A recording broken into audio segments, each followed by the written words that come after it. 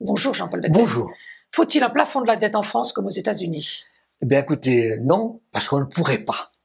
Aux États-Unis, il y a un plafond de la dette qui est un plafond historique pour éviter que l'État s'endette trop et que de cette manière ce soit un big gouvernement. Cet État qui s'endettait ne posait pas de problème majeur jusqu'à ce que maintenant ça devienne un problème politique interne. On veut bloquer Biden en bloquant le plafond de la dette pour aider Trump. Tout ceci est de politique interne avec des effets internationaux majeurs dont tout le monde se moque a priori. Dans le cas français et dans le cas de la zone euro, c'est une autre histoire qui se joue.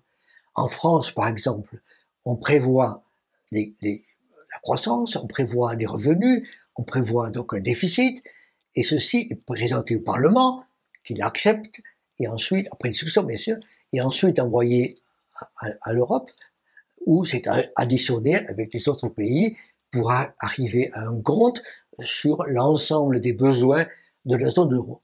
Tout ceci est ensuite discuté, prévu, revu, et de certaine manière accepté, les marchés sont au courant. Donc, il n'y a pas de problème si tout le monde annonce ses prévisions et que celles-ci sont acceptées à la fois par les pays européens et par les marchés. Si tout le monde est honnête, oui.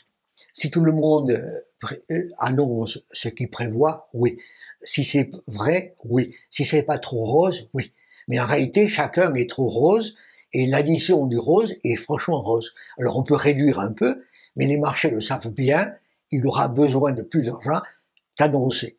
Mais grosso modo, à horizon 2024 jusqu'à 2027, on a une sorte de trajectoire qui serait plausible d'évolution de la dette. Et c'est là-dessus que tout le monde se cale. Donc vous dites que tous les États auront besoin de plus d'argent. Y aura-t-il assez d'épargne?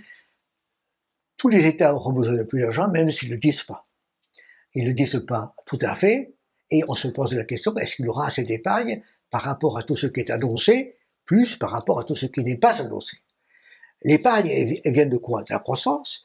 Elle vient du fait que des gens se projetteront en disant je vais acheter des bons de trésor parce qu'il en aura besoin, je vais acheter des actions parce qu'il en aura besoin, et donc c'est une projection.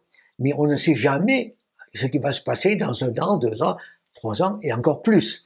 On voit bien à quel point à l'heure actuelle nous avons de plus en plus besoin d'épargne pour nous protéger, pour la santé, pour le vieillissement, pour la technologie, et donc il y a des besoins considérables qui se mettent en place par rapport à l'épargne qui est prévue. Donc nous aurons a priori besoin de beaucoup plus d'épargne que ce qui est prévu. Donc cela veut-il dire qu'en fait il n'y a pas de plafond de la dette française ou européenne? Cela veut dire qu'en fait il n'y a pas de plafond de la dette française ou européenne. Cela veut dire qu'en fait les taux d'intérêt seront toujours élevés. Cela veut dire qu'il y aura toujours des tensions. Mais ce plafond de la dette française ou européenne qui n'existe pas est un plafond qui existe en fait. C'est-à-dire que si on va trop loin, à ce moment-là, ce plafond va se lézarder et nous tomber dessus.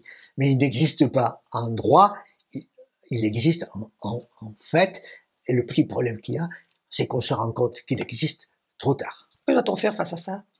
Il faut se préparer. Il faut dire la vérité. Il faut dire, écoutez, mesdames et messieurs, nous avons besoin de plus d'argent que prévu pour protéger l'État, pour se soigner, pour se protéger.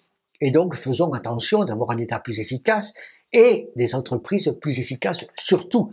C'est-à-dire que grosso modo, l'épargne, elle vient des entreprises et des gens. Elle ne vient pas de l'État en tant que tel.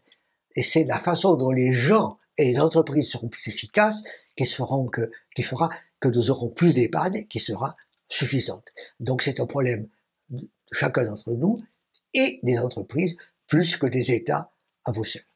Nous n'y sommes pas encore. Nous ne sommes pas encore, il faudrait mieux qu'on le dise. Merci Jean-Paul Bedbez.